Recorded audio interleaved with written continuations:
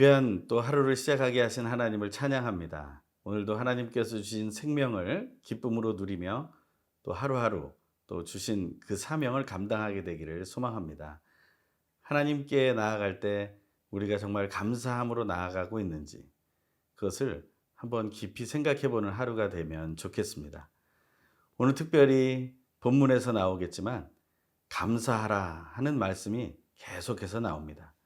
그 말씀들을 우리가 들으면서 정말 내 속에 감사함이 다시 넘쳐나게 되는 은혜가 있기를 간절히 소망합니다.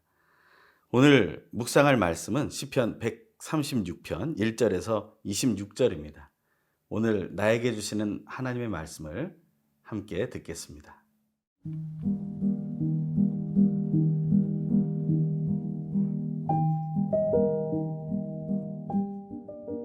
시편 136편 1절에서 26절 말씀입니다. 여호와께 감사하라. 그는 선하시며 그 인자하심이 영원함이로다. 신들 중에 뛰어난 하나님께 감사하라. 그 인자하심이 영원함이로다. 주들 중에 뛰어난 주께 감사하라. 그 인자하심이 영원함이로다. 홀로 큰 기이한 일들을 행하시는 이에게 감사하라. 그 인자하심이 영원함이로다. 지혜로 하늘을 지으신 이에게 감사하라. 그 인자하심이 영원함이로다. 땅을 물 위에 펴신 이에게 감사하라. 그 인자하심이 영원함이로다. 큰 빛들을 지으신 이에게 감사하라. 그 인자하심이 영원함이로다. 해로 낮을 주관하게 하신 이에게 감사하라. 그 인자하심이 영원함이로다. 달과 별들로 밤을 주관하게 하신 이에게 감사하라. 그 인자하심이 영원함이로다. 애굽의 장자를 치신 이에게 감사하라. 그 인자하심이 영원함이로다.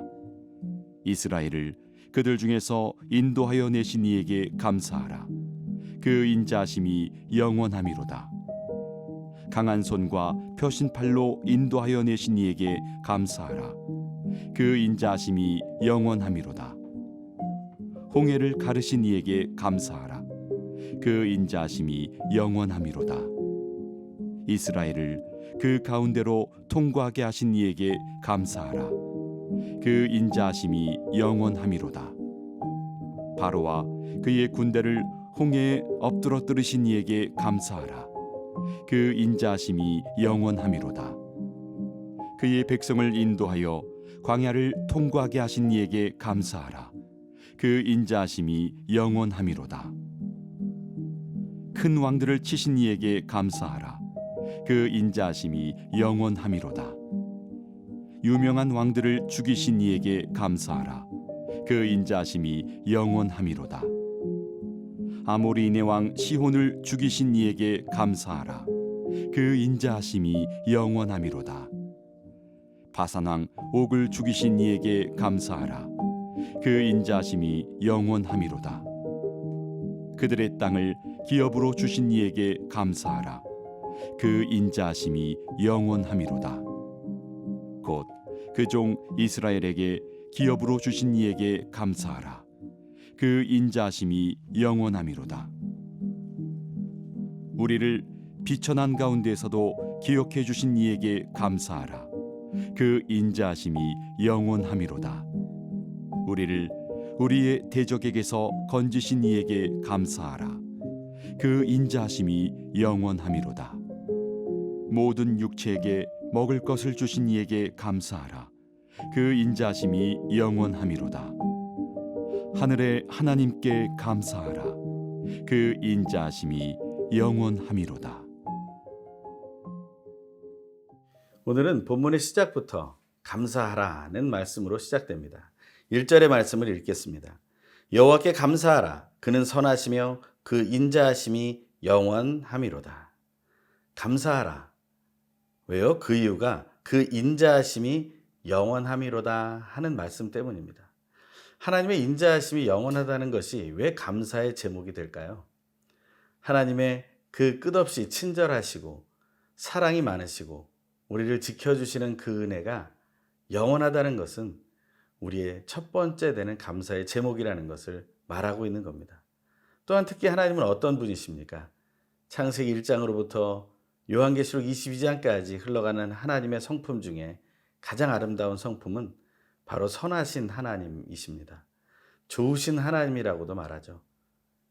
영어로 굳이 말한다면 God is good 이라는 것입니다. 하나님은 좋으신 분이십니다. 그 좋으신 분인 그 하나님이 나와 또한 우리와 함께 계시다는 것이 감사의 제목임을 우리는 오늘 본문을 통해서 고백하게 되는 것이죠. 이 선하신 하나님께서 그 선하심을 기초로 하신 일들이 오늘 본문에는 계속해서 나옵니다.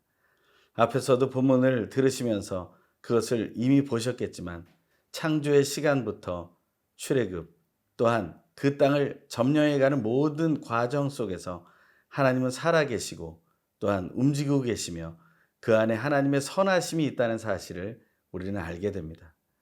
어떻게 하나님을 우리는 만날 수 있습니까? 그 놀라우신 하나님을 우리는 어떻게 체험할 수 있습니까? 그것마저도 감사의 제목이 될 것입니다. 그분은 너무 놀라운 분이라는 사실을 우리는 오늘 본문을 통해서 배우게 됩니다. 2절과 3절의 말씀입니다. 신들 중에 뛰어난 하나님께 감사하라. 그 인자하심이 영원함이로다. 주들 중에 뛰어난 주께 감사하라. 그 인자하심이 영원함이로다. 핸델의 메시아에 나오는 할렐루야라는 노래처럼 왕의 왕, 주의 주, 바로 신 중의 신이시며 주인의 주인이신 분이 바로 하나님이시라는 거죠. 하나님 아버지와 예수 그리스도, 성령 하나님을 우리는 어떻게 만날 수 있습니까? 우리랑은 차원이 다르고 우리랑은 함께 할 수 없는 거룩하신 분이신데 우리가 어떻게 만날 수 있겠습니까? 그것만으로도 그 하나님의 선하심이 얼마나 친절한 모습으로 사랑의 모습으로 다가오는지를 우리는 알게 된다는 것입니다. 또 하나님은 어떤 분이십니까? 4절에 보니까 홀로 큰 기이한 일들을 행하시는 이에게 감사하라. 그 인자하심이 영원함이로다. 하나님께서는 홀로 행하시는 분이십니다. 함께하는 자들이 많을 것 같지만 그렇지 않습니다. 하나님은 그처럼 놀라운 일을 행하시는 분이라는 것입니다. 기이한 일들은 무엇입니까? 그 큰 일들은 무엇입니까? 우리는 그것이 온 우주와 만국과 만물과 온 인류의 역사를 다스리시는 하나님이시라는 사실을 기억할 때 우리는 충분히 이해할 수 있습니다. 우리가 손으로 돌릴 수 없고 우리들이 아무리 힘을 모아도 만들어갈 수 없는 것을 하나님은 홀로 행하신다는 것이죠. 그러한 하나님께서 우리에게 사랑을 베풀어 주신다는 것, 그것이 우리에게는 감사의 제목이 되는 것입니다. 다 읽진 않겠지만 5절부터 9절의 말씀을 보면 우리는 창조주 하나님을 만나게 됩니다. 온 땅의 주인 되시며 지혜로 모든 것을 만드신 하나님, 그 하나님의 역사를 우리는 체험하게 되는 것이죠. 이 말씀을 우리는 기억할 때 하나님의 놀라운 사랑이 창조를 통해 우리 속에 생명으로 흘러왔음을 우리는 알게 됩니다. 그러면 우리의 생명력은 어떠한 영향력을 미치게 될까요? 선하신 하나님의 창조를 통해 얻게 된 그 생명, 그리고 그 생명력은 선함을 이루는데 사용되게 되는 것입니다. 10절에서 15절의 말씀은 출애굽과 광야 생활의 인도자이며 구원자이신 하나님을 말하고 있습니다. 그 스케일은 우리가 상상할 수 없는 정도의 스케일이죠. 그러한 일들을 기억할 때 우리 삶 속에서도 역사하신 하나님을 만나기를 원합니다. 그것이 하나님께 감사할 제목이 되기 때문입니다. 하나님은 사랑이시고 오늘도 여러분과 저를 깊이 사랑해 주십니다.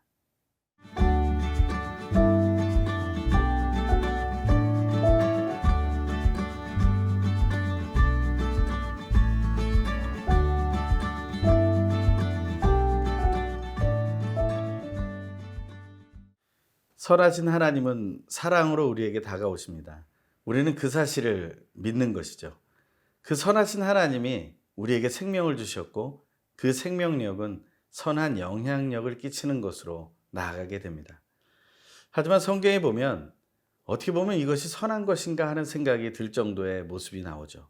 그것이 바로 오늘 본문 16절부터 20절까지의 말씀 사이에 나옵니다. 한번 읽겠습니다. 그의 백성을 인도하여 광야를 통과하게 하신 이에게 감사하라. 그 인자하심이 영원함이로다. 큰 왕들을 치신 이에게 감사하라. 그 인자하심이 영원함이로다. 유명한 왕들을 죽이신 이에게 감사하라. 그 인자하심이 영원함이로다. 아모리인의 왕 시온을 죽이신 이에게 감사하라. 그 인자하심이 영원함이로다. 바산 왕 옥을 죽이신 이에게 감사하라. 그 인자하심이 영원함이로다. 우리는 하나님의 말씀 속에서 하나님이 광야를 통과하게 하시면서 대신 싸워주셨던 사건을 생각하게 됩니다. 그런데 큰 왕들을 치시고 죽이셨다라는 것을 감사하고 있습니다. 이것은 어떤 것입니까? 그들은 원래 화친 조약을 맺고 그냥 길만 열어주면 되는 것이었습니다. 하지만 그들은 길을 열어주지 않았고 싸우고자 했던 것이죠. 그래서 원래는 그 땅이 하나님께서 약속한 가나안 땅이 아니었음에도 불구하고 그 모압 땅, 그 땅이 바로 점령지가 되어버리는 것입니다. 그래서 우리가 알고 있는 것처럼 르우벤과 갓지파, 므낫세 반지파가 그 땅들을 소유한 그러한 은혜의 삶을 누리게 되는 것이죠. 우리는 하나님께서 광야를 통과하게 하신다라는 그 은혜의 말씀을 믿음으로 바라볼 수 있어야 합니다. 하나님은 어떤 생명을 빼앗고 죽이는 것으로 기뻐하는 분이 아니십니다. 우리는 그 사실을 잘 기억하면서 이 말씀을 묵상해야 할 것입니다. 그 안에도 하나님의 사랑이 있으며 하나님이 기회를 주셨다는 사실을 알아야 합니다. 나에게 주시는 하나님의 말씀을 듣는 것이 큐티일 때 오늘은 우리는 어떻게 들어야 할까요? 하나님이 나에게 기회를 주실 때 그 사랑의 기회를 붙잡는 것, 그렇기 위해서 우리는 더욱 겸손해지고 낮아지고 하나님의 말씀을 두려워함으로 받을 수 있는 준비가 되어야 할 것입니다. 오늘 보면 또 21절과 22절입니다. 그곳에는 가나안 땅을 기업으로 주신 하나님에 대한 이야기가 나옵니다. 하나님은 땅을 기업으로 주셨고 그 땅을 다 차지할 수 있도록 길을 열어놓으셨습니다. 하지만 그것을 다 차지하지 못하죠. 그것은 믿음의 부족이며 순종의 부족이며 하나님만 믿고 따르는 그 예배의 부족 때문이었습니다. 하지만 하나님께서 기업을 얻도록 베풀어 주셨다는 사실을 우리가 확신하게 된다면 그 주신 상황이 감사의 제목이 될 것은 명확합니다. 오늘 23절에서 25절의 말씀 읽겠습니다. 우리를 비천한 가운데서도 기억해 주신 이에게 감사하라. 그 인자하심이 영원함이로다. 우리를 우리의 대적에게서 건지신 이에게 감사하라. 그 인자하심이 영원함이로다. 모든 육체에게 먹을 것을 주신 이에게 감사하라. 그 인자하심이 영원함이로다. 가나안 땅에서 기업을 얻었지만 그 안에서 많은 사회적인 현상들이 일어나죠. 일상과 위기가 함께합니다.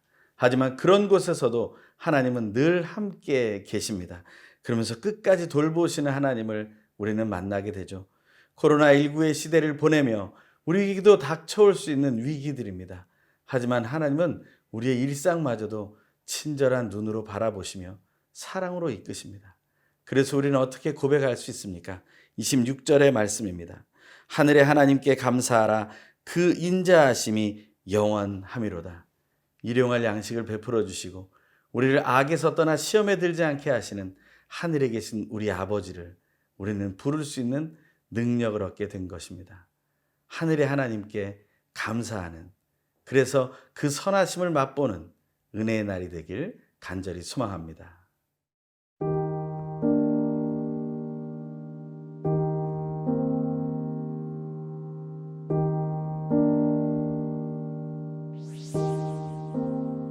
선하시고 인자하심이 영원하신 하나님, 하나님에 대해 잘못 이해하고 있는 모든 생각들이 하나님의 말씀을 묵상함을 통해 사라지고 창조로부터 영원까지 선하시고 인자하신 삼위일체 하나님을 인정하고 경외함으로 날마다 체험하게 하여 주시옵소서.